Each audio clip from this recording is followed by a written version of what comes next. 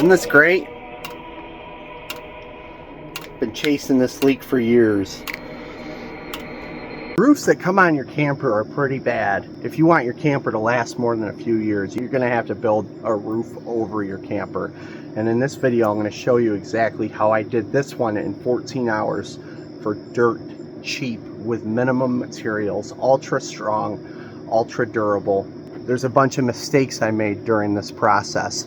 Make sure you stick around to the end. I will point out a lot of those mistakes. Hopefully you can avoid them if you are doing a project like this. I make sure to emphasize the most important parts and the biggest tips I can give you on how to do it and the biggest mistakes I've made in the past. Most of my materials I used to complete this are repurposed. I've had them hanging around, but if I were buying everything brand new for this project, this 24-foot camper, ultimately I would have had to have bought around 20 10-foot 2x4s, 6 4x8 sheets of OSB or plywood for the sides, and with this 5 to 12 pitch that I have here, my metal panels are 36 inches wide and 10 feet long. I have a total of 8 of those, which gives me a lot of overhang off both sides, at least 6 or 7 inches of overhang off both sides, 10 inches of overhang off the bottom, and about 10 inches of overhang off the top too. So I've got overhang on all 4 sides with 10-foot sheets at a 5 to 12 pitch or a 22.5 degree angle. I'll put a rough estimated list on the screen, and you can pause the video and kind of look over what is necessary in order to build this kind of roof right here. Essentially what I'm going to do is pre-manufacture a couple of trusses, almost triangle trusses. I'm going to pre-manufacture those on the ground over here, and then I'm going to put them up there, link them together, and get everything stable. I'm going to use the camper as the support. The structure that I'm building is really not going to be that heavy. It's just going to be 2x4 framing with metal roofing. We're just going to get it dried in today. That's the goal. I'm going to get some synthetic felt over it, and that'll be good enough to withstand the weather for the next few weeks until I can get metal roofing on it. I've tried to draw it for you. Please excuse my lack of drawing skills.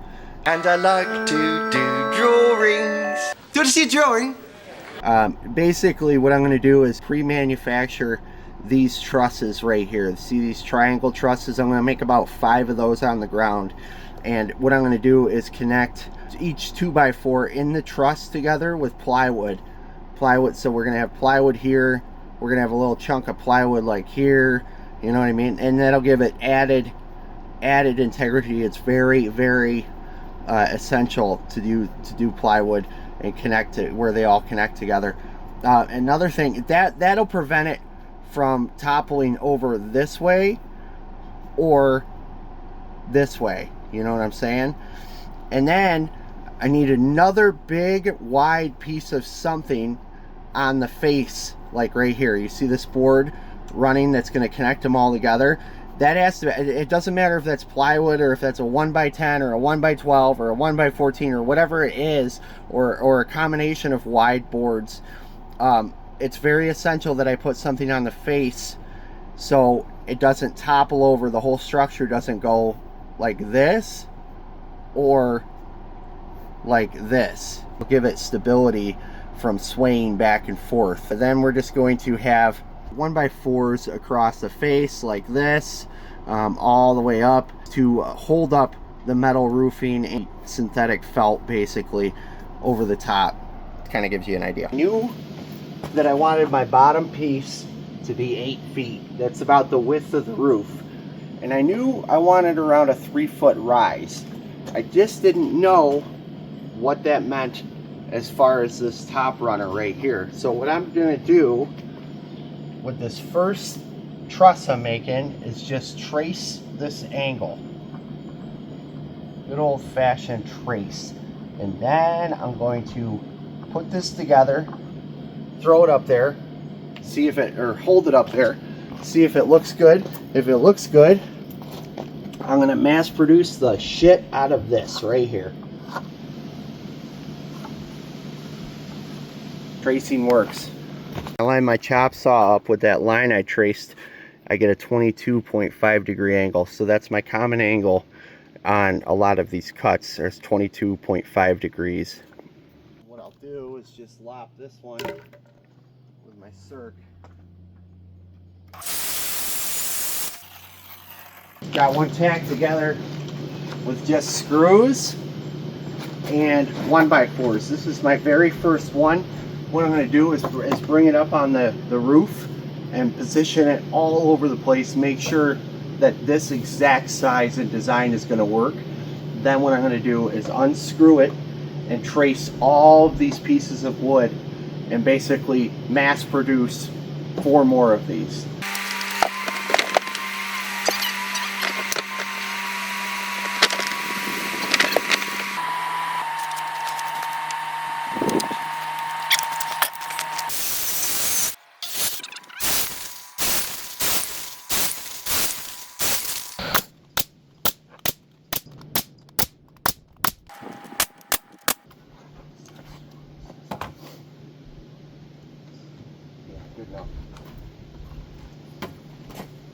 All done, all manufactured. I figured I needed about 5 of them. I hope 5 is adequate. Now I just got to figure out a way to get them up there, position them, and link them together. I had some plywood that I incorporated into some of them. They are incredibly strong. I don't like nails as much as I do screws. I don't trust nails as much as I do screws, but nails make the process much, much faster. It took me about an hour to fab up all these. Here's my solution on getting these to stand up independently before I even link them together. I've got temporary kickstands screwed in. I'm going to do it to these, to the outside too, and then I'm going to link them together and fill in the middle. Got 3 of them up here. I use those kickstands and then set these up here independently, and then came with this big 1x12. I got 2 screws in each one of these to help really give it side to side integrity, you know what I'm saying, each one. And then I'm going to fuse them all together. I'm going to add the other 2, one here between these 2 and one here between these 2 now. See how I fused them together here? So I just sistered it up where I had to join them together by using another hunk of 1x12. You can essentially do the same thing with plywood. Look at all this water that just sits up here. Flat roof designs are just awful. We got to put our horizontals in, the boards that just lay on top of these and connect all these together. Now they're pretty stiff, pretty rigid with this 1x12. I might have to use 2 when it comes to putting my weight up on there. I might have to put something else here connecting all these, like filling this back solid. It might be good enough just to dry it in today. So if you can't tell, I know it's hard to tell, this is used wood. This is actually, these are actually 1x6 planks, old plank siding, tongue and groove cedar plank siding I got for free off of a garage teardown. It's besides the fact. What I'm using to secure these is a narrow crown stapler. Today the goal is to get the remainder of these horizontal 1x6s on, get it sheeted. All the stringers are in. Alright, this is where we got today. I am hoping and fucking praying there is not going to be high winds. If there's going to be high winds, this whole entire thing is going to be gone. So let's just hope that the weather is friendly in the next couple of days. Very easy for the wind to catch this the way it is, and I just don't have any more time tonight and I gotta go. So there's like a 5-foot span between each one of these pre-manufactured trusses. And that is way too wide for these old boards. They're not going to hold my weight. No way. So what I have to do is put a 2x4, a thick 1x6 or whatever I got on the fascia over here in the front. And I have to put another 2x or 1x6 or something going across underneath, all the way across on the top. And then I got to slide another 2x4 going this way in between each one of these. Got a few of these 1x10s. They're actually true 1x10s too, because they're Amish made, so they're actually 1 inch. I ripped them in half with my big dangerous table saw that I made into 1x5s, and that's what we're going to use for our fascia board there, the face connecting all these trusses basically.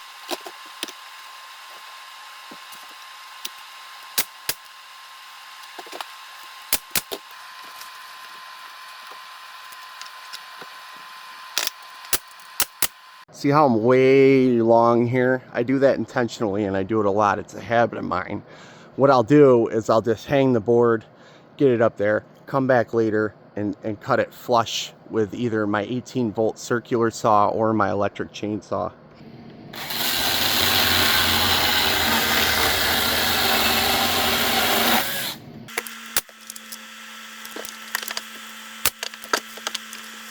Alright, I've got all my additional 2x4s in.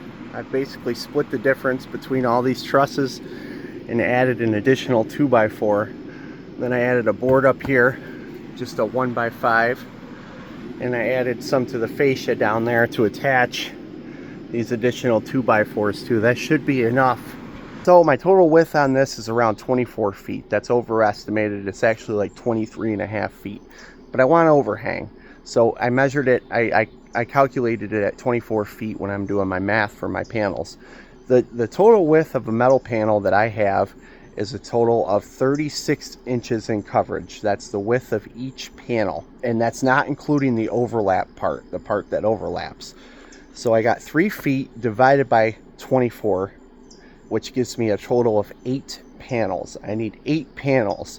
Now, also, I could get away 9-foot panels would be exactly the size of this with no overhang, but I want overhang, so I'm going to cut them longer at 10 feet. The problem is the panels that I have are all 18 feet. If I cut them exactly in half, I only get 9 feet. So I'm going to have to do 2 panels on each section. I'm going to have to do like a 16-inch partial, and then I'm going to have to do the 9-foot panels. That's what I'm going to do.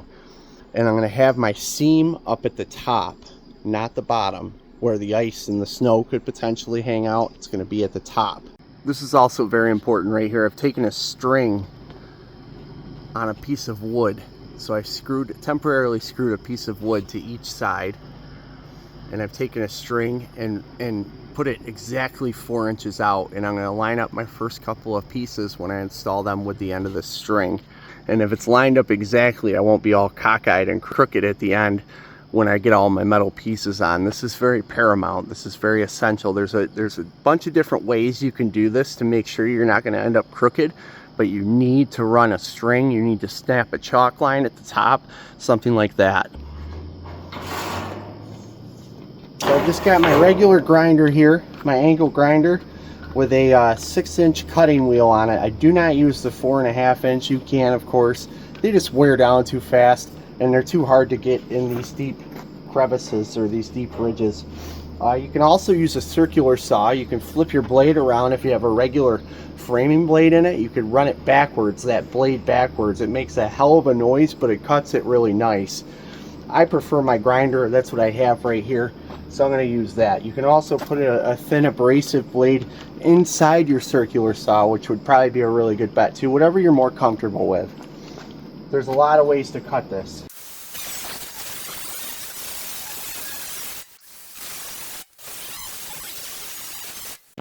See, that cut didn't come out too bad at all.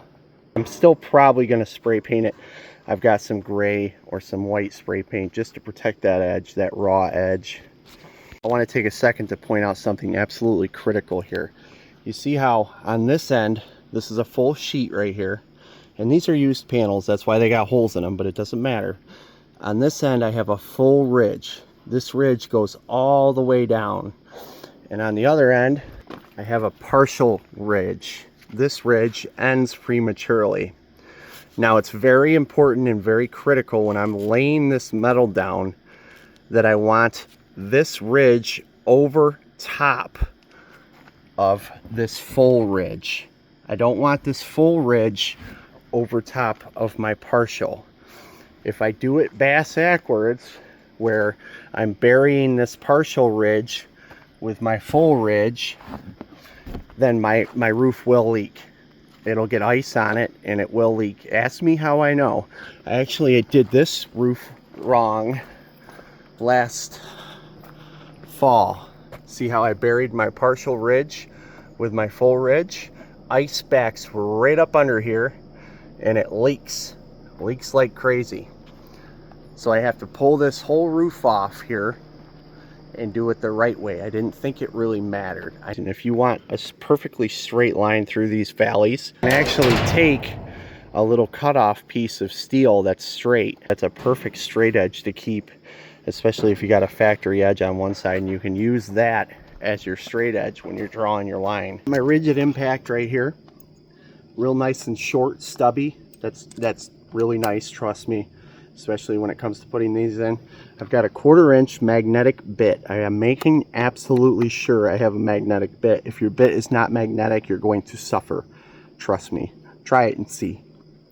And then I've got metal roofing screws with the rubber washer. These are 1/4 inch. They do have them in 5/16 too. The shorter your bit is, this one's kind of long. See that? The better off you are, especially if you have longer screws. Do not buy these screws at big box stores. Do not buy them at Home Depot. Do not buy them at Lowe's. They are way dramatically, ridiculously overpriced there. Buy them at small places. Shop around. Go to the Amish. If you have Amish near you, these are like 15 bucks for a big bag compared to $65 for a big bag at Home Depot. The same amount of screws. 15 bucks, $65, $25 at Lenco Lumber, which is right next to Home Depot. I don't know where you live if you have a Lenco Lumber.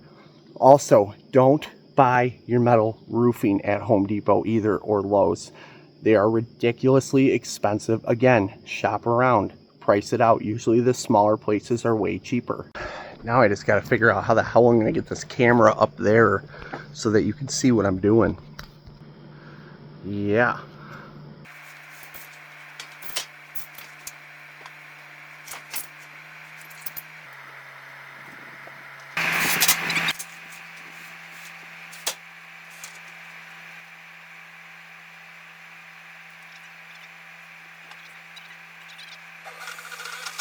Just want you to notice real quick, I've lined these two pieces up almost perfectly with my string down there, and that's really critical. Now I won't be drifting way off by the time I get down here with my metal. Alright, all the 9-foot panels are on. Started drifting a tiny bit, but honestly this is not too bad. What I'm doing for screws is basically one row all the way across the bottom, and then I'll have a couple rows on the top where I'm putting in all those little partial pieces, and then a row up the side on each side for wind shear. But I'm not going to screw the shit out of it all through the middle. Oh, and I'm hitting the seams halfway up too. To cut 8 pieces at 12 inches. See how I'm just short? So just to complete that. And that'll give me like 4 to 6 inches of overlap over the 9-foot panels I have, and then it'll give me a couple inches of overhang off this side here closest to us.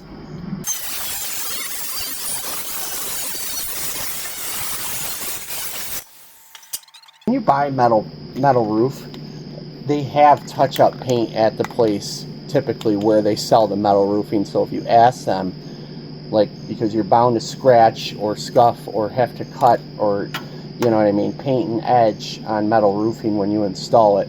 So just ask them for a can of the touch-up paint and they'll sell it to you for like 10 bucks.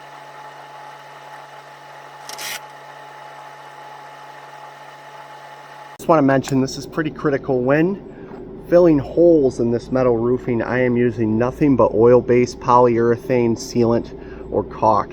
Any oil-based caulk is really, really good. I don't mess around with latex. I don't mess around with latex silicone or silicone, anything like that. Silicone's okay, but it's not nearly as good as anything that is oil-based, especially when it comes to roofing like this. Trust me, I've tried the other stuff. It has failed me.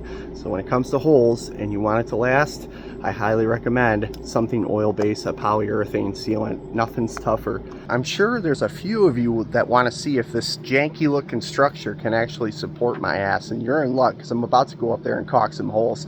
So we're going to see firsthand if this thing can actually support me. Install your sides or plywood This metal is before dusty. going on your roof. It's like a As you unibody. can tell, there's just, this thing is solid as can be. I'm over 200 pounds and this isn't shaking at all. It's not wobbling. I'm not sketched at all up here. And like my lower roof down there that I got to redo, yeah, that one's sketchy. I got to step in certain places and stuff. This is incredibly sound. Wow. I wish I would have built the other one like this. I just don't know how I'm gonna stick while I'm caulking holes and putting more screws into it. Woo. I'm afraid to get away from this edge right here. Let's go over the mistakes that I've made, things I'm not going to do the next time I build a roof structure like this, and a few options on finishing details, a few options that you have, especially if you're using metal roof. I was able to dig around in my stuff. I found poor examples, but these are examples nonetheless. This is called rake, and when you go to buy your metal roofing, whether it's from Amish or a store, you'll usually see products like this in stock next to the metal roofing. This goes over your edges basically, like this. It's really hard to get this camera angle, and it makes your edge look a little prettier from down below. This is a terrible piece, obviously, but there's a lot of options like that. Now it's even worse of a piece. Another example of a metal roofing accessory or trim that you can get with it. And this originally came with this metal roofing here. And this just goes over your sides, or it can go over your top edge or your bottom edge. See? But that's kind of what it ultimately looks like. A few more details that are absolutely critical in my opinion. Make sure you have overhang. The further away you get the water from your base, from your blocks or whatever your camper is on or whatever your building is on, the better off it is. We want to get water away. Also got quite a bit of overhang coming off the sides here. Big reason for that, I don't trust the camper siding. It leaks. All campers leak eventually. They've got so many places where water can get in over the years, and it's hard to stay on top of all these places. So the more overhang I have, the better, on both sides, on all sides, all four sides. Keeps the water off the camper, off the sides of the building. I'm just going to put OSB or plywood on the sides. I'm going to make an L bracket or an L-shaped piece like this out of wood, and just put it up under that metal that's hanging over the sides, and then secure the metal to that. For those who are savvy, you might have noticed that this is not attached or screwed or anchored to the camper roof yet. I've just got this whole structure sitting up here. If we had really high winds or something like that, it might blow it off, especially if I still have these sides open and there's a big windstorm or something like that. A big mistake I made when building this was not running top plates. So basically I should have taken 2x4s and ran them lengthwise underneath this entire structure on this side and on this side, kind of like this here. And then I could drive screws right through the top of this 2x4 after it was anchored to here, these trusses underneath it, into the top plate on either side of the camper. What I'm probably going to do, if I don't end up trying to shove a 2x4 under there on both sides, is I might anchor. You can see the center joist that runs, there's two of them that run down the center of this entire camper. What I'll do is probably screw through these 2x4s that are running along the bottom for now into that center joist, just to connect them there. And then maybe I'll screw these over here on the sides. I'll shoot some really long screws down through and see if I can hit the top plate on either side. There is no need for a 1x5 here. There is no need for a 1x12 here. It's a waste of money, especially if you're buying new materials. Just a sheet of OSB will give you all the strength and integrity. It will actually be stronger with OSB sheeting or plywood sheeting on the face of this instead of this 1x5 and this 1x10. Instead of like 1x6s or 1x4s every 2 feet going across, next time I'm just going to run 2x4s connecting these like this every 2 feet all the way down. Bam, bam, bam, like that. And that'll make it stronger. That'll make this entire structure stronger. Whether this is considered a 24-foot camper or a 26-foot camper, I don't really know. But my roof is 24 feet wide, around 24 feet wide. I have 9 supports. 1, 2, 3, 4, 5, 6, 7, 8, 9. So 9 supports over 24 feet. That's around 2.5 feet apart on each 2x4, which is more than adequate. My 200-pound ass was up there. This is a very solid structure. It's actually significantly more solid than I anticipated. 2.5 feet on center is more than adequate, especially if you're using metal roofing. If you're using asphalt shingles or something like that, all bets are off. The middle of my trusses are completely open. If you're using shingles or a heavier roofing, or you just want it more heavy duty, you can put a 2x4 from the bottom to the top. You know, just a center support on each truss. And that would help substantially, especially if you're using a heavier roofing system like shingles. Underlayment, underlayment, underlayment. Do not skip the underlayment. And the best underlayment you can get, this stuff actually might be cheaper than traditional felt. Traditional felt is junk compared to this. This is synthetic felt. This specific product is 4 feet. This roll is 4 feet long. It's called gaff. I got it from Home Depot. It's $108 for 1,000 square feet. If I was in a pinch and I couldn't afford metal or shingle roofing right away and I needed to get my roof dried in, I bet synthetic felt would work for 10 years. Traditional felt is okay, but it tears, it rips easy. Once it gets wet a couple of times, it's garbage. It rumples, it ripples. It's not impervious to water. It's not waterproof. Another really massive security policy is your pitch. Do not do a shallow pitch if you can help it. The more aggressive your pitch is, like mine, the better off you're going to be in the future. The more material that roof is going to shed faster. Snow, ice, all that stuff is not going to hang out up there. It's going to be a lot better off if you have a more aggressive pitch. I forgot to include earlier, I take a towel and I'll get it damp, and then I'll put that under my knees when I'm on the roof, and that helps me to stick a lot. This is like a 5 to 12 or a 6, no, this is a 6 to 12 pitch right here. So that's about the most pitch I'm going to go personally on any of my roofs.